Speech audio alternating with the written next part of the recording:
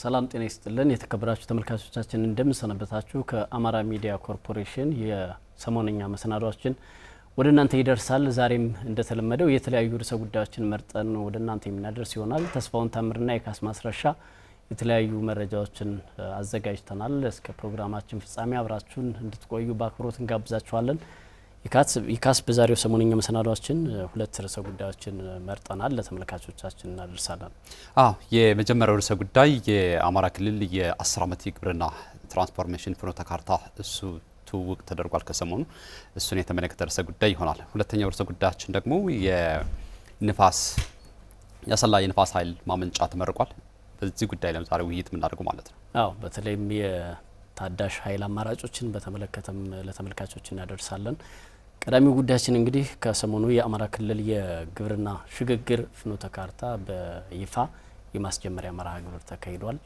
የክልሉ መንግስት ከፍተኛ የስራ ኃላፊዎች ከፌዴራል ግብርና ሚኒስቴር እንዲሁም ምክትል ጠቅላይ ሚኒስትሩን ጨምሮ በቦታው ተገኝተው በይፋ አስጀምረዋል። እንግዲህ ግብርና የሀገራችን የኢኮኖሚ መሰረት የኢኮኖሚ የጀርባ አጥንት ነው ተብሎ ይነገራል።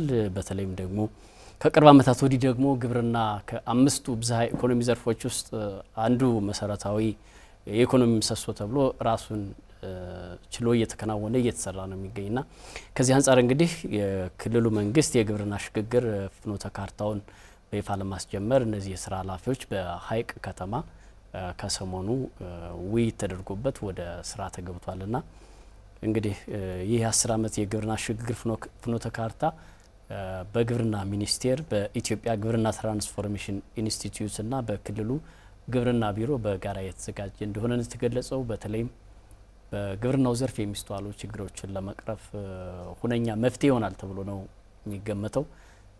ግብርናው ከዚህ በፊት ያለበትን ኋላ ቀር የሆነ አሰራር በመቀየር ወደ ዘመናዊ አሰራር ያሸጋግራል ተብሎ ይታሰባል። ከዚያ ባሻገርም እንግዲህ ግብርናውን በዘላቂነት ወደ እድገት ያመጣል ተብሎ ነው የሚታሰበው። ይህ የግብርና ሽግግር ፍኖተ ካርታ በተለይ ለክልሉ ዘላቂ ልማት መረጋገጥ የራሱ የሆነ አዎንታዊ አስተዋጽኦ እንደሚኖረው ነው የክልሉ መንግስትም ከፌዴራል መንግስት የመጡ የስራ ኃላፊዎችም ሲገልጹ የነበረው። የዚህ የ10 ዓመት የግብርና ፍኖተ ካርታው በክልሉ ብሎም በሀገሪቱ ከፍተኛ የሆነ የግብርናውን ኢኮኖሚ ለማነቃቃት ታሳቢ ተደርገው የተዘጋጀ ነው።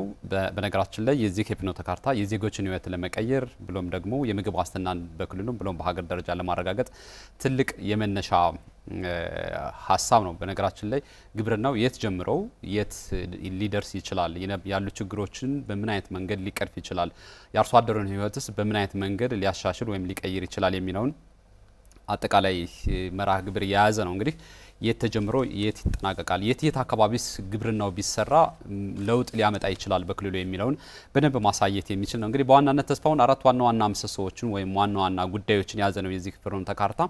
በዋናነት የተሻሻሉ ዝርያዎችን በእንስሳትም በእጽዋትም ብሎም እንደገና ደግሞ በሰብልም ያሉ ዝርያዎችን በደንብ ማሳየት የሚችል የተሻሻሉ ዝርያዎች የተካተቱበት ነው። በሁለተኛ ደረጃ ደግሞ ግብአቶችንና ቴክኖሎጂዎችን በመጠቀም በተለይ በእንስሳትም ዘርፍ ምርትና ምርታማነትን ለመጨመር በሰብሉ ዘርፉም ያለውን ሁኔታ በደንብ የግብርናውን ትራንስፎርሜሽን ተግባራዊ ለማድረግ የዚህ የግብአትና ቴክኖሎጂ አጠቃቀምን በደንብ ማሳየት የሚችል ነው። በሶስተኛ ደረጃ የእሴት ሰንሰለትና የኢንቨስትመንትንም በደንብ ማሳየት የሚችል ነው የዚህ ፍኖተ ካርታው ለ10 ዓመት የተቀመጠው ማለት ነው። ከዛ ባለፈ ደግሞ የተፈጥሮ ሀብት ጥበቃን ማጎልበት በተለይ የአየር ንብረት ለውጥንም በደንብ ማሳየት የሚችል ነው። ይህ በተለይ የአማራ ክልል የግብርና ዘርፍ ስንመለከት ተስፋውን ከዚህ በፊትም በተደጋጋሚ የግብርና ባለሙያዎችም የክልሉ አመራሮችም እንደሚገልጹት ክልሉ የአማራ ክልልን ብቻም ሳይሆን የኢትዮጵያን ብሎም የምስራቅ አፍሪካን የምግብ ዋስትና ሊያረጋግጥ የሚችል እጅግ በጣም ሰፊ አቅም እንዳለው ይነገራል። ሰፊ መሬት አለ፣ ሰፊ የውሃ ሀብት አለ። ይህንን ሀብት በደንብ አቀናጅቶ መስራት ከተቻለ በደንብ ማሳየት ይችላል። እንደውም እንደ ምሳሌ ያነሱት አሉ ርዕሰ መስተዳድሩም ምክትል ጠቅላይ ሚኒስትሩም ያነሱት አለ የአማራ ክልልን የእምቅ ሀብት ምክንያት በማድረግ ማለት ነው። እንግዲህ እንደሚታወቀው ክልሉ ከሸዋሮቢት እስከ ቆቦ ዋግ እንዲሁም ደግሞ በርካታ በክልሉ ያሉ አካባቢዎች አሉ። ይህንን ማልማት የሚችል ሰፊ አትክልትና ፍራፍሬ መፍጠር የሚችል አካባቢ ነው። በተለይ እንደሚታወቀው ዋጋ አካባቢ በርካታ በመልማት የሚችል አካባቢ አለ። ሸዋሮቢትም አካባቢ እንዲሁ ሰፊ አካባቢ አለና መልማት የሚችል ይህንን አካባቢ በደንብ ማልማት ከተቻለ በምስራቅ አፍሪካ ያለውን የምግብ ዋስትና ለማረጋገጥም ብሎም ደግሞ በተለይ በአትክልትና ፍራፍሬ ወደ ውጭም ለመላክ ከፍተኛ የሆነ እምቅ ሀብት አለ። ይህንን እምቅ ሀብት አቀናጅቶ መጠቀም ከተቻለ አርሶ አደሩንም የአመራሩን ቅንጅት ተጠቅሞ በደንብ መስራት ከተቻለ በደንብ ውጤት ማምጣት ይቻላል የሚለውን ነው እንግዲህ ሁለቱ አመራሮች በአጽንኦት ሰጥተው የገለጹት። እንግዲህ ክልሉ ለግብርና አመች ነው። የእንስሳት ሀብት አለ፣ የሰፊ የተፈጥሮ ሀብት አለ። ይህንን የተፈጥሮ ሀብት በደንብ አቀናጅቶ መስራት ያስፈልጋል የሚለውን ነው እንግዲህ በአጽንኦት ገልጸው ሀሳብ የተሰጠው ማለት ነው። አዎ እንግዲህ ይህ የ10 ዓመት የግብርና ሽግግር ፍኖተ ካርታ ለምንድነው ተግባራዊ ማድረግ ያስፈልገበት ሲባል የካስ በግብርናው ዘርፍ እየተስተዋሉ ያሉ በርካታ ችግሮች አሉ። እነዚያን ችግሮች ለመቅረፍ እንደሚያስችል ነው ቀደም ሲል ለመጥቀስ እንደሞከር ነውና በተለይም እንግዲህ የኢትዮጵያ ኢኮኖሚ አብዛኛው የተመሰረተው በግብርና ላይ ነው ሲባል ለግብርናው ትኩረት ሰጥቶ መስራት ያስፈልጋል። በተለይ ባለፉት 5 ዓመታት የኢትዮጵያ የወጪ ገቢ ንግድ 80% በግብርና ምርት ላይ የተመሰረተ እንደሆነ ነው መረጃዎች የሚያመላክቱትና ከዚህ አንጻር ወደ ውጭ የሚላኩ ምርቶቻችን በግብርናው ዘርፍ ላይ የተመሰረቱ እንደሆነ ነውና የግብርናውን ዘርፍ ማሻሻልና ይህንን ፍኖተ ካርታ ተግባራዊ ማድረግ ደግሞ ለነገ የማይባል ጉዳይ ነው። እንግዲህ የዚህ ፍኖተ ካርታ መጀመር የተለዩ ችግሮች አሉ። እነዛ በእንስሳትና አሳ ሀብት ልማት፣ በተፈጥሮ ሀብት ልማት ጥበቃና በሌሎችም ዘርፎች የሚያጋጥሙ ችግሮች አሉ። ከዚህ በፊት በግብርናው በመጣባቸው ሂደቶች እየተሻሻሉ የመጡ ነገር ግን አሁንም መሻሻልና ማደግ የሚያስፈልጋቸው ጉዳዮች አሉ። እነዚያን ችግሮች ለማሻሻል ነው እንግዲህ የግብርና ሚኒስቴር ረቂቅ መሪ እቅድ አለው። ከዚያ የተቀዳ ነው ይህ የ10 ዓመት የግብርና ሽግግር ፍኖተ ካርታ ከዚያ የተወሰደ ነውና እነዚያ ችግሮች ለምሳሌ በእንስሳትና አሳ ሀብት ልማት፣ በተፈጥሮ ሀብት ልማት ጥበቃ የመጡ ለውጦች አሉ። በየጊዜው የመጡ ለውጦች አሉ በእያንዳንዱ ዘርፍ። ግን ደግሞ ከዚህም በላይ መስራት ያስፈልጋል ተብሎ ግብርናው ለብቻ ራሱን ችሎ አንድ የኢኮኖሚ ዘርፍ ሆኖ ትኩረት ተሰጥቶ እየተሰራበት ይገኛልና እነዚያ ችግሮች ምንድናቸው? እንግዲህ ተለይቶ የተቀመጡ አሉ በዚህ በረቂቅ መሪ እቅዱ ላይ። አንደኛው ለምሳሌ የሀገር ውስጥ የፖለቲካ ሁኔታዎች አለመረጋጋት ግብርናው በዘላቂነት እድገት እንዳያስመዘግብ ከፍተኛ የሆነ ተጽዕኖ አሳድሯል። በተለይም ደግሞ የግብርና ግብዓቶች ምርጥ ዘርና ማዳበሪያ በተለያዩ የሀገሪቱ ክፍሎች እንደ ልብ እንዳይንቀሳቀሱና አርሶ አደሮችም ምርትና ምርታማነታቸውን ለማሳደግ የሚያግዙ ግብዓቶችን እንዳይጠቀሙ ተጽዕኖ አሳድሯል ተብሎ በግንባር ቀደምትነት ተቀምጧልና ይህኛው የፍኖተ ካርታ ደግሞ ወደ ትግበራ ከገባ እነዚህን ችግሮች ይቀርፋል ተብሎ ይታሰባል። በሌላ በኩል ደግሞ የአየር ንብረት ለውጥ ነው። እንግዲህ በዓለማችን ኢትዮጵያን ጨምሮ የአየር ንብረት ለውጥ ፈተናዎች አሉ።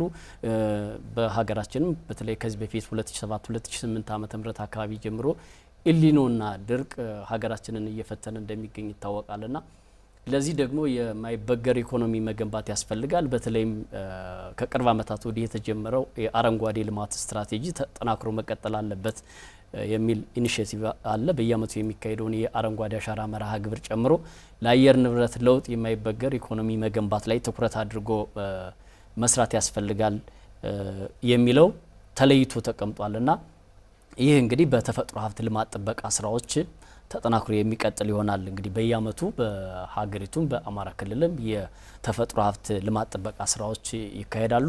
ይህ ከአየር ንብረት ለውጥ ጋር ተያይዞ የሚመጡ ችግሮችንም ለመቋቋም የሚያስችል ነው። በሌላ በኩል ደግሞ ግብዓትና የቴክኖሎጂ አጠቃቀማችንም በጊዜ ሂደት ለውጦች አሉ። አሁን ላይ በየዓመቱ በየክልሎች የሚሰራጩ የተለያዩ የግብርና ማሽኖችና ቴክኖሎጂዎች እየተሰራጩ ይገኛሉ። ከምርጥ ዘር ከማዳበሪያ የተሻሻሉ ዝርያዎችን የመጠቀም ልምዶች እየተሻሻሉ መጥተዋል። እነዚህን ዘመናዊ ትራክተሮችና የምርት መሰብሰቢያ ኮምባይነሮችን ማጨጃዎችንም የመሻሻል ሂደቶች አሉ። እነዚህም ግን አሁን እንደ ሀገሪቱ እምቅ የግብርና ሀብት አኳያ መሻሻል የሚያስፈልጋቸው ናቸው። እነዚህን ቴክኖሎጂዎች ኦፕሬት ወይም ማንቀሳቀስ የሚችል ብቁ የሆነ የሰው ኃይል ያስፈልጋል። አቅርቦቱም ደግሞ በዚያው ልክ መሻሻል አለበት የሚሉ ችግሮች በግንባር ቀደምትነት ተለይተው ተቀምጠዋል። እነዚህ ብቻም አይደሉ፣ ሌሎችም መሻሻል የሚገባቸውና በዚህ ፍኖተ ካርታ ስር በቀጣይ በ10 ዓመት በትኩረት ተሰጥቶ የሚሰራባቸው ጉዳዮች ናቸው።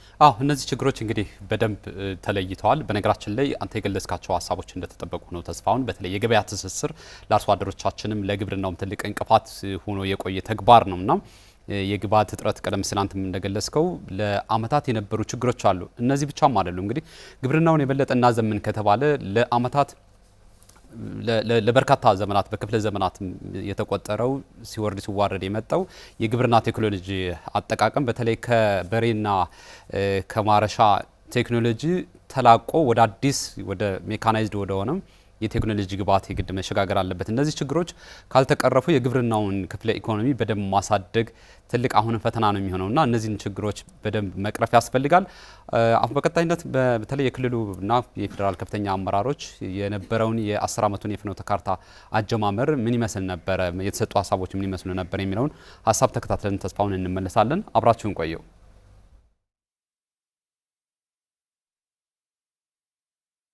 ግብርና ላይ የምንሰራው ስራ በጣም ወሳኝ ነው። ክልሉ ከወሰናቸው በአዲሱ አደረጃጀት አንዱ በጣም ጥሩ ነገር ግብርና ላይ የወሰደው አቋም ነው። እንስሳት ሀብት ለብቻ ማደራጀቱ። አሁን እንስሳት ሀብት ላይ ያለው ለውጥ እንደ ድሮ አይደለም። የሚያፋጥኑ ውሳኔዎችም አብረው ተወስነዋል። ይሄ በራሱ ይህን እቅድ ለመተግበር የሚያስችል እንደተባለው እቅዱ እስካሁን እየተሰራበት ነው። የበለጠ ደግሞ በባለቤትነት ለመስራትና ወደፊት ለመቀጠል የሚያስችል አቅም የሚሰጥ ነውና ብዙ ምሁራን አሉን፣ ብዙ ሀሳብ የሚያመጡ ይሄንን መተግበር ከቻልን ደግሞ ብዙ ነገር መፍጠር የምንችልበት ክልል ነው። የዚህ ክልል እንቅስቃሴ አገር የሚቀይር ነው፣ አገር የሚለውጥ ነው። ደግሞ ግብርና አግራሪያን ሶሳይቲ ያለበት ነው። ምቹ መሬት አለን፣ ለሁሉ ነገር የተመቸ ነው። ዛሬ አሁን ግብርናው ላይ ያየነው ነገር ሀይቅ ዙሪያ ላይ የተሰራው ከሸዋሮቢት ጀምሮ እስከ ቆቦ ድረስ ያለው ክላስተር በሙሉ እስከ ዋግ ድረስ የአትክልትና ፍራፍሬ ክላስተር የሚሆን ነው። እዚያም የተከዜ ተፋሰስ በጣም ምቹ የሆነ ቦታ አለ። እዚህ ላይ ብቻ ብንሰራ እንኳንስ ለሰሜኑ ክፍል ይቅርና ለሀገርም ለአህጉርም የሚበቃ ሀብት መፍጠር እንችላለን። ሁሉም እንደ አቅሙና እንደ ችሎታው እንዳገኘው ነገር ሀብት ለመፍጠር መስራት አለበት የሚል ቁጭት ያስፈልጋል ሁሉም ቦታ ላይ። ዛሬ የምንጀምረው ይህ ፍኖተ ካርታ በአራት ዋና ዋና ስትራቴጂካዊ ምሰሶች ላይ የተመሰረተ ነው። የመጀመሪያው በአጠቃላይ በክልሉ በግብርናው ዘርፍ ምርትንም ምርታማነትንም የማሳደግ ተልዕኮ ያለው ነው። ሁለተኛ ሰፋፊ የግብርና ኢንቨስትመንት እና የእሴት ሰንሰለት ልማትን በማሳለጥ ግብርና ከራሱ ጀምሮ እስከ ፋብሪኬሽን ድረስ ያለው የምርታማነት ደረጃ ከፍ ሊል በሚችልበት ደረጃ የማድረስ ተልዕኮ ያለው ነው። በሶስተኛ ደረጃ የተፈጥሮ ሀብትን ጥበቃና አረንጓዴ አሻራን ከዚህ ቀደም በተጀመረው መልኩም ብቻ ሳይሆን ከዚህ በላቀ ደረጃ የአፈርና ውሃ ጥበቃ ስራዎችን በማጠናከር የደን ልማትን በማስፋፋትና በአጠቃላይ የአርሶ አደራችን የሀገራችን የገቢ ምንጭ ከመሆን ባሻገር የአየር ንብረት ለውጥን የሚቋቋም ዘላቂ ግብርና ለመፍጠር ነው። አራተኛ ተቋማዊ ማሻሻያና የአቅም ግንባታ ስራዎችን መስራት ነው። የክልሎችን ጸጋና ፖቴንሻል በመለየት እንዴት ትራንስፎርም ማድረግ እንችላለን፣ በክልሎች መካከል ያለውንም የአፈጻጸም መለያየት እንዴት ማቀራረብ እንችላለን በሚል ከ10 በላይ የሚሆኑ ክልሎችን ልክ ዛሬ እዚህ ላውንች እንደምናደርገው የየክልሉን ጸጋ ፖቴንሻል በአግባቡ በመለየት ክልሉን በግብርና እንዴት ትራንስፎርም ማድረግ ይቻላል በሚል ከ10 በላይ የሚሆኑ የክልሎችን ትራንስፎርሜሽን ፕላን ሰርተን አስረክበናል። ተመልሰናል። የተከበራችሁ ተመልካቾቻችን እየተከታተላችሁ የምትገኙት የአማራ ሚዲያ ኮርፖሬሽን የሰሞነኛ ዝግጅት ነው። ተስፋውን እንግዲህ ቀደም ሲል የነበረው በተለይ የ10 ዓመቱ የግብርና ትራንስፎርሜሽን ፍኖተ ካርታ የትግበራ መርሃ ግብር ነበርና እንግዲህ ቀደም ሲል ያው እቅዱ የጸደቀው 1 ዓመት ሆኖታል በነገራችን ላይ። እንግዲህ በተለይም ደግሞ ምን ለውጥ ያመጣል፣ ምን መፍትሄዎችን ይዟል የሚሉ ጉዳዮችን የስራ ኃላፊዎቹ ሲገልጹ ነበር። በተለይም ደግሞ ምርትና ምርታማነትን ያሳድጋል ያሉ ሲገልጹ ነበር የስራ ኃላፊዎቹና እንግዲህ የአማራ ክልልን ስንመለከት ከአጠቃላይ ሀገሪቱ የእርሻ መሬት ውስጥ ወደ 39 በመቶ ይሸፍናል። ከሀገራዊ ምርት ደግሞ 33 በመቶን ይሸፍናል እና የአማራ ክልል በግብርናው ዘርፍ ሰፊና እምቅ አቅም ያለው ነው። ወደ 5.2 ሚሊዮን የሚታረስ መሬት ያለው ነው። በመስኖ የሚለማው ደግሞ ወደ 2.5 ነውና እስካሁን ወደ 20 በመቶ የሚሆነው ብቻ ነው የለማና ከዚህ አንጻር ምርትና ምርታማነትን ለማሳደግ በሚደረገው ጥረት ይህ ፍኖተ ካርታ ይዟቸው የሚመጡ እድሎች እንዳሉ ሲገለጽ ነበር። ከዚያ ባሻገር ደግሞ ግብርናውን ከአግሮ ኢንዱስትሪ ጋር በማስተሳሰር የኢንቨስትመንት ፍሰቱን ማሳደግም በዚህ ፍኖተ ካርታ ውስጥ የተመላከተ ነው። እንግዲህ የአርሶ አደሩን የገቢ መጠን ማሳደግ፣ ድህነትን መቀነስም በዚህ በግንባር ቀደምትነት የተመላከቱ ሀሳቦች ናቸው። የተፈጥሮ ሀብት ልማት ጥበቃ ስራዎች ከዚህ በፊትም ይከናወናሉ። በዚያ መንገድ ሳይሆን ግን በተለየ መንገድ ትኩረት ተሰጥቶ እንደሚሰራ ሲገለጽ ነበርና እንግዲህ ክልሉ በተለይ በእንስሳትና በአሳ ሀብት ልማትም በጣም በከፍተኛ ደረጃ በግንባር ቀደምትነት የሚጠቀስ ነው። እንግዲህ የኢትዮጵያ በቀንድ ከብት በእንስሳት ሀብቱ ከአፍሪካ አንደኛ ከዓለም 10ኛ የሚል በቁጥር የሚገልጽ አሃዛዊ መረጃ አለ። ግን ከዚህ ባለፈ በተጨባጭ የመጡ ለውጦች እስካሁን ድረስ በእንስሳት ሀብቱ ዘርፍ በተጨባጭ ያን ያክል የሚባል ለውጥ የለም። በወተት ሀብት ልማት፣ በስጋ ሀብትም ያን ያክል ተጠቃሚ እንዳልሆነ ነው የሚነገረውና የእሴት ሰንሰለቱን በማሳደግ እሴትን በመጨመር እነዚህን ምርቶች አሳድጎ የአርሶ አደሩን ገቢ ሊያሳድግ በሚችል መንገድ መስራት ያስፈልጋል። እንዲሁም የአረንጓዴ አሻራ ልማት መርሃ ግብርን ከዚህ በፊትም ስንል እንደነበረው በተለይም የዜጎችን ኢኮኖሚያዊ ተጠቃሚነት በሚያረጋግጥ መንገድ ተሰናስሎ ሊሰራ እንደሚገባ ሲመላከት ነበር። ይህ እንግዲህ ተጠናክሮ የሚቀጥል ነው የሚሆነው። በእንስሳት ሀብት ያው አማራ ክልል ቀደም ሲል አንተ ስታነሳ ነበርና በተለይም በሰሜን ሸዋ አካባቢ የሞረትና ጅሩ የጅሩ ሰንጋ ልዩ የብራንድ ምልክት ያላቸው እንስሳት በክልሉ የተለያዩ አካባቢዎችም የብራንድ ምልክት ያላቸው የበግ እርባታ ምናምን ስራዎች አሉ። ያንን አጠናክሮ ማስቀጠል ያስፈልጋል። እንግዲህ በዚህ ሂደት ያለው ምርት እጅግ ዝቅተኛ እንደሆነ ነው የሚታወቀው። በእንስሳት እና በአሳ ሀብቱ ልማት ይህ ተጠናክሮ መቀጠል እንደሚያስፈልግ ነው የአማራ ክልል ግብርና ምርምር ኢንስቲትዩት መረጃ የሚያሳየውና ለዚህ ደግሞ የተሻሻሉ ዝርያዎችን መጠቀም የተሻሻለ የመኖ አቅርቦትን አጠናክሮ ማስቀጠል ያስፈልጋል። ተስፋውን እንግዲህ የአማራ ክልል የዚህ የ10 ዓመት የፍኖተ ካርታ የግብርናውን ሽግግር የበለጠ ማፋጠን በሚቻልበት ሁኔታ ላይ ቀጣይ የተቀመጡ የመፍትሄ አቅጣጫዎች አሉ፣ የተቀመጡ ስትራቴጂዎች አሉ። የመጀመሪያው የዚህን የግብርናውን እድገት እናሳድግ ወይም ይደግ ከተባለም ከዝናብ ጥገኝነት መላቀቅ መቻል አለበት። ለዚህም ደግሞ የመስኖ አቅምን ማጎልበትና የግብርናን ዘርፍ ከዚህ ከዝናብ ጥገኝነት የተላቀቀ መሆን መቻል አለበት። በመስኖ አሁን በክልሉ እምቅ የሆነ የውሃ ሀብት አለ። ይህንን ማልማት የሚችል መሬት አለንና ይህንን በደንብ ማሳደግ አሁንም የግድ ይጠበቃል። በነገራችን ላይ እዚሁ ዋና ከተማችን ባህር ዳር አካባቢ እንኳን ስትመለከት እጅግ በጣም ሰፊ የውሃ ሀብት አለ፣ እጅግ በጣም ሰፊ መሬት አለ። ምን ያህሉ በመስኖ ውሃ በመስኖ እየለማ ነው የሚለውን ጥያቄ ስታነሳ አሁንም እጅግ በጣም መልማት የሚችል መሬት፣ መልማት የሚችል አካባቢ፣ ማልማት የሚችል የሰው ሀብት አለና ይህንን በደንብ መሰራት መቻል አለበት። ነባራዊ ሁኔታዎች በደንብ አሁን መዳሰስ መቻል ያስፈልጋቸዋል። ይህን ስታደርግ ደግሞ የሜካናይዜሽን አገልግሎትንም በዛው ልክ የግድ ማሳደግ መቻል አለብህ። ሜካናይዜሽን ያው እንደሚታወቀው ከእጅና ከበሬ አገልግሎት ከሰው ጉልበት ወጥተህ ሰፋ ባለ በተደራጀ የቴክኖሎጂ አግዘህ በደንብ ማልማት መቻል አለብህ። በአንድ አመት ውስጥ ልታለማ የሚችለው የመሬትና የውሃ ሀብት አገልግሎትን የግብርና የምርት አገልግሎትን መጨመር የምትችለው በተወሰነ ጉልበት ሳይሆን ሰፋ ባለ በተደራጀም በማሽን የታገዘ ቴክኖሎጂ ልታመርት ይገባል ማለት ነው። ስለዚህ በደንብ የሜካናይዜሽን አገልግሎት ስራ አሁንም በደንብ ማደግ መቻል አለበት። ከዛ ባለፈ በተለይ የዚህ የአርሶ አደሮች ትልልቅ የግል አምራቾችም በዚህ ዘርፍ የግድ መሰማራት መቻል አለባቸው። አሁን ለምሳሌ ከተሞች አካባቢ ብዙ ባለሀብቶች በተለያየ ልማት ላይ ተሰማርተው ትመለከታለና በግብርናው ላይ ግን የተበጣጠሰ አቅም ነው። ያን ያህል የተደራጀ አቅም ያለው የተሳተፈበት ባለሀብት የግል ባለሀብትም ሲሳተፍ አትመለከትም እና ይህንን ባለሀብት ደግሞ በግብርናው ዘርፍ የበለጠ በደንብ ማሳደግና ማሳተፍ ይጠይቃል። ከዛ ባለፈ ባለሀብቱ ተሳትፎ ሲያደርግ ነው እንግዲህ የግብርናው ኢኮኖሚ በደንብ ማደግ የሚችለው። አንድ ሁለት በተበጣጠሰ መንገድ የምታለማው ልማት የትም ሊደርስ አልችልም።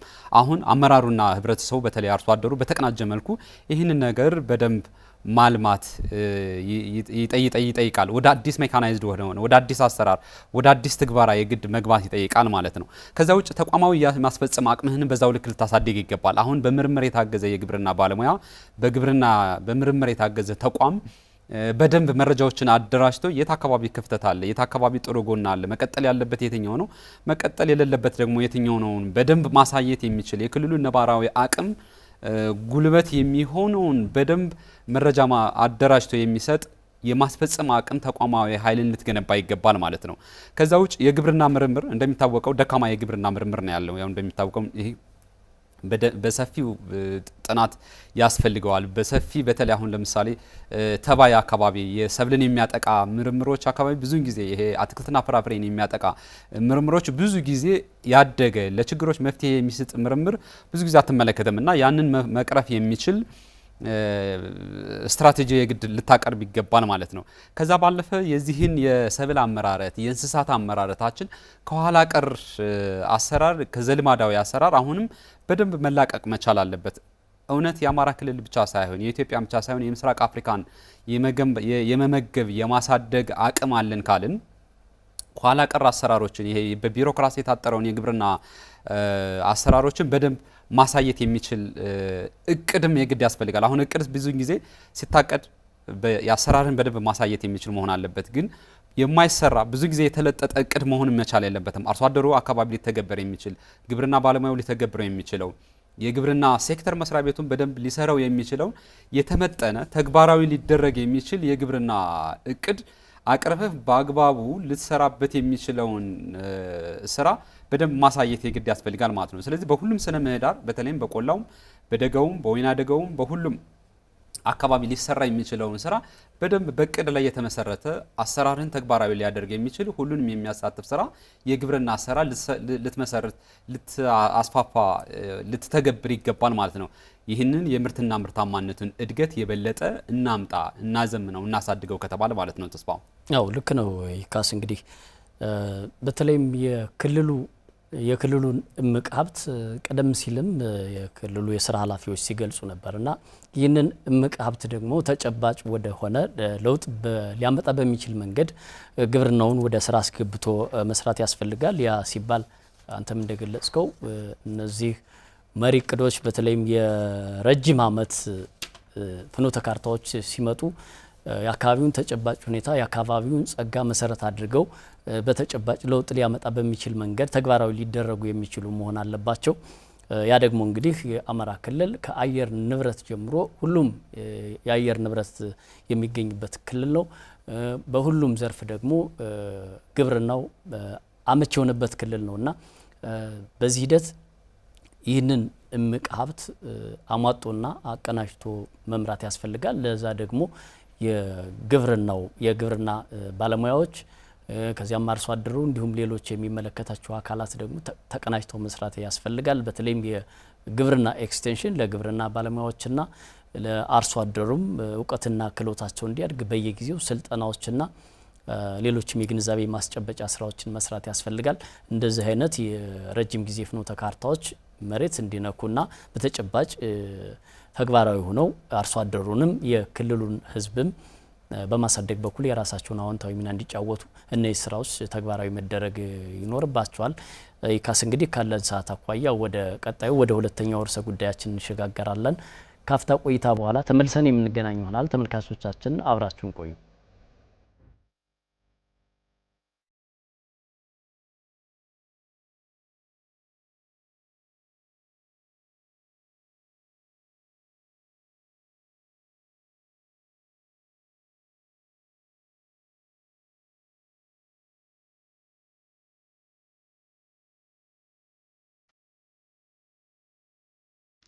ተመልሰናል። የተከበራችሁ ተመልካቾቻችን የሰሞነኛ ዝግጅት ነው እየተከታተላችሁ የምትገኙት። ተስፋውን እንግዲህ ወደ ሁለተኛው ርዕሰ ጉዳይ ልናልፍ ነው። የአሰላ የንፋስ ኃይል ማመንጫ ፕሮጀክት ተመርቋል። ኢትዮጵያ አሁንም በርካታ የኃይል ማመንጫ እድሎች አሏት። የኃይል ማመንጫ በተለይ ኃይልም በስፋት ትፈልጋለችና ይሄ የአሰላ የንፋስ ኃይል ማመንጫ ፕሮጀክት በጣም ለሀገሪቱ ለሚገነቡ የልማት ስራዎችም ትልቅ እንደ መሸጋገሪያ ተጨማሪ ኃይል የሚሆን ነው። አዎ እንግዲህ ኃይልን ስናነሳ ኢትዮጵያ አብዛኛውን ኃይሏን ከውሃና ከፀሐይ ኃይል እንደምታገኝ ነው የሚነገረውና ይህ የአሰላ የንፋስ ኃይል ማመንጫ ከሰሞኑ በፌዴራል መንግስት ከፍተኛ የስራ ኃላፊዎች ተመርቋል። ለ5 ዓመታት ሲገነባ የቆየ የኃይል ማመንጫ ጣቢያ ነው። እንግዲህ ግንባታው በሀገር አቀፍ ተቋራጮች የተከናወነ ነው። በኢትዮጵያ ኤሌክትሪክ ኃይል ተቆጣጣሪነት እንደተሰራ ነው ሲገለጽ የቆየው ይካስ ይህ ፕሮጀክት 100 ሜጋዋት ንጹህ የኤሌክትሪክ ኃይል የሚያመነጭ ነው። በተለይም እያንዳንዳቸው 3.46 ሜጋዋት ኃይል የሚያመነጩ ወደ 29 ተርባይኖች እንዳሉት ነው የተገለጸው በምረቃ ስነ ስርዓቱ ላይ። ማመንጫው እንግዲህ ዘመናዊ የንፋስ ኃይል ቴክኖሎጂ ተገጥሞለታል። የተርባይኖቹ ማማ ቁመት ከዚህ ቀደም በተለያየ አካባቢ ከተሰሩት የላቀና እድገት ያለው ነው እንደሆነ ነው የተገለጸው። እንግዲህ ለበርካታ ዓመታት የኃይል አቅርቦት በውሃ ላይ ብቻ የተመሰረተው ኢትዮጵያ እንግዲህ የኛው ትልቅ ተጨማሪ የኃይል አቅርቦት እንደሚሆን ነው የተገለጸው።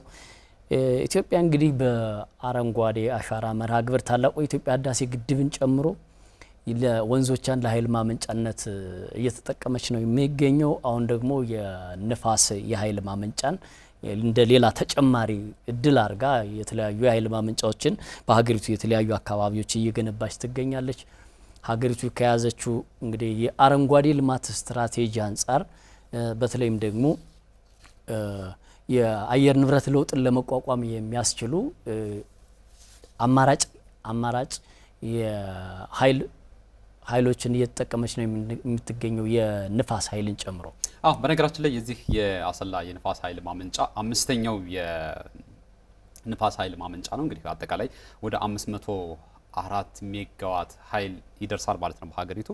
ይህ በተለይ የኃይል አቅርቦቱ በኢትዮጵያ ከጊዜ ወደ ጊዜ እያደገ ፍላጎቱ በዛው ልክ እየጨመረ የዜጎች የማምረት ፍላጎታቸው የኃይል ፍላጎታቸው ከጊዜ ወደ ጊዜ እየጨመረ ነውና የስራ እድል ለመፍጠር ብትፈልግ የተለያየ የኢንቨስትመንት ፍላጎት ማሳደግ ብትፈልግ የሀገሪቱን ካላት የኢንዱስትሪ ምርት አሁን ዝቅተኛ ነው። ብዙ ኃይል ያስፈልጋል።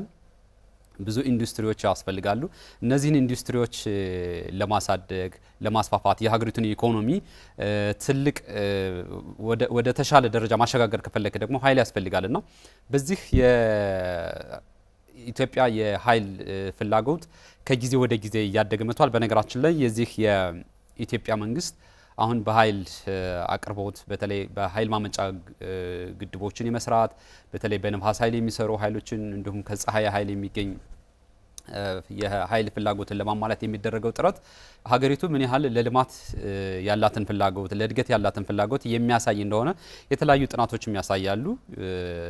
ኢኮኖሚ ተንታኞችም ይገልጻሉና በተለይ የኢትዮጵያ ኤሌክትሪክ ኃይል ፍላጎት ከዛ ባለፈ ደግሞ ሀገሪቱ በተለያየ መንገድ የምታለማቸው ግብርና አሁን ለምሳሌ ቀደም ሲል ስናነሳ ነበርና የግብርናን ቴክኖሎጂም ለማሳደግ ስትፈልግ ኃይል ያስፈልጋል። በተለይ የግብርና አርሶ አደሮች ለመስኖም ኃይል ለመጠቀም ኃይል ይፈልጋሉ። የኢንዱስትሪ ግብዓት ለመጠቀም ስትፈልግ ኃይል ትፈልጋለና ወጣቶችን በተለያየ ጊዜ ስራ ለመፈለግ በሚፈልጉበት ሰዓት ኃይል የግድ ያስፈልጋልና የሀገሪቱን የእድገት ፍላጎት መነሻ ያደረገ ስራ ነው እንግዲህ ይሄ ተጨማሪ የንፋስ ኃይል ማመንጫ ማለት ነው። ታላቁ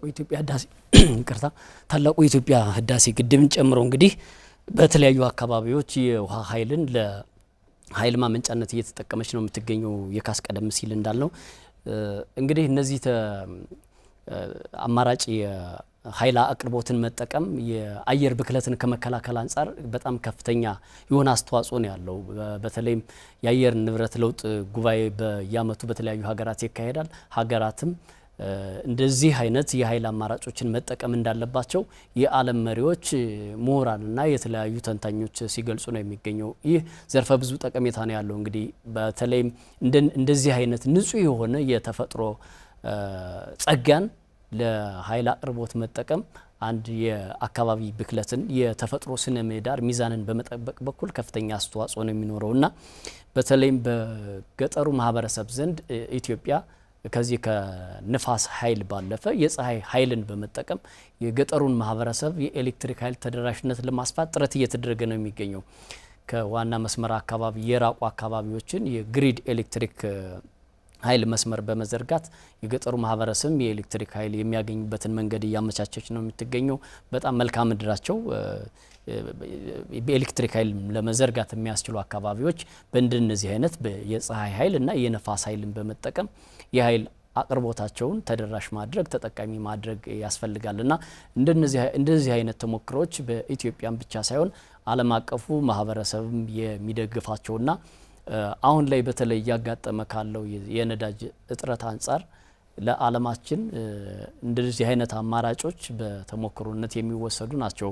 አሁን ላይ ባለው ወቅታዊ የነዳጅ የዋጋ ማሻቀብ ምክንያት ተሽከርካሪዎች የኤሌክትሪክ አማራጮችን እየተጠቀሙ ነው የሚገኙና እንደዚህ አይነት የውሃና የንፋስ እንዲሁም የፀሐይ ኃይል አማራጮች ለዓለማችን ከኢትዮጵያም አልፎ ለዓለማችን አንደኛ የተፈጥሮ ስነ ምህዳርን ከመጠበቅ አንጻር የአየር ንብረት ለውጥን በመከላከል በኩል የራሳቸው አስተዋጽኦ አላቸውና ይህ ትልቅ የሆነ ተሞክሮ ነው። ተስፋውን እንግዲህ ቀደም ሲል የአሰላ የንፋስ ኃይል ማመንጫ የተለያዩ መረጃዎች ስናቀርብ ነበር። አሁን ደግሞ የጠቅላይ ሚኒስትሩ ዶክተር አብይ አህመድ በምረቃ ስነ ስርዓቱ ላይ ያደረጉት ንግግር አለ። እሱን ተከታትለን መልሰን እንገናኛለን።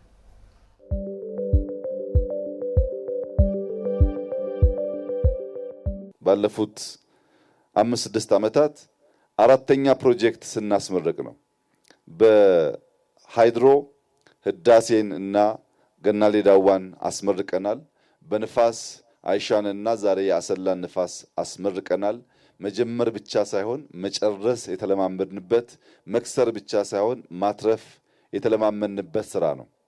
የአሰላ የዊንድ ፋርም በአዋጭነት ደረጃ ሲታይ የወጣው ወጪ 145 ሚሊዮን ዩሮ ገደማ ነው። ይህንን ገንዘብ ምናልባት ቢበዛ በሁለት ዓመት ውስጥ መመለስ ይችላል። ኢንቨስት ስናደርግ ስንበደር በጥቂት ዓመታት ውስጥ መመለስ የሚያስችል ከሆነ ኪሳራ አይደለም። ስንበደር ወይም በእርዳታ መልክ ስንቀበል ገንዘቡ 100% ስራ ላይ ውሎ ያንን ብድር መክፈል የማይችል ወይም የተራዘመ ጊዜ የሚወስድ ከሆነ ግን ወደ ልጆቻችን ዕዳ ይሸጋገራል። አሁን ይህ ፕሮጀክት በሁለት ዓመት ቢበዛ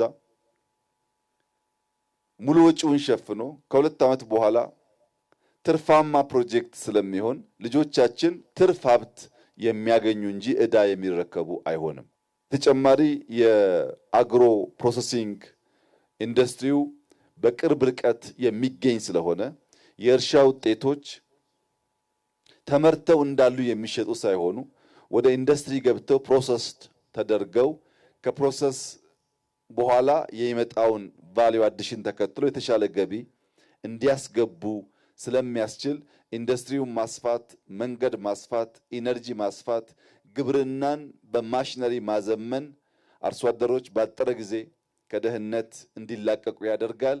ገቢ ደግሞ እያደገ ሲሄድ በገጠር የጀመርነው ኮሪደር የሶላር ኢነርጂ፣ የባዮጋዝ ኢነርጂ የእናቶችን ድካም የሚያቀል ብርሃን የሚሰጥ በአይን ላይ የሚያጋጥመውን በሽታ የሚከላከል የኑሮ ዘይቤን የሚያሻሽል ስለሆነ ቅድም ከገለጽኩት በኢትዮጵያ ኤሌክትሪክ ኃይል ከሚመረተው ኢነርጂ በተጨማሪ በየገጠሩ በሚስፋፉ ኦፍ ግሪድ ሶላሮች ብዙ ኢነርጂ ስለሚመረት የኢነርጂ ፍላጎታችን ለማሳካት የዜጎቻችንን ሕይወት ለማሻሻል በጥቅሉ በርከት ያሉ ፕሮጀክቶች ጀምረናል።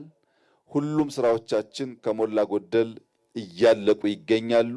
በከፍተኛ ክትትል የጀመርናቸውን ስራዎች በማጠናቀቅ ለኢትዮጵያ ብልጽግና መሰረት መጣል እንቀጥላለን።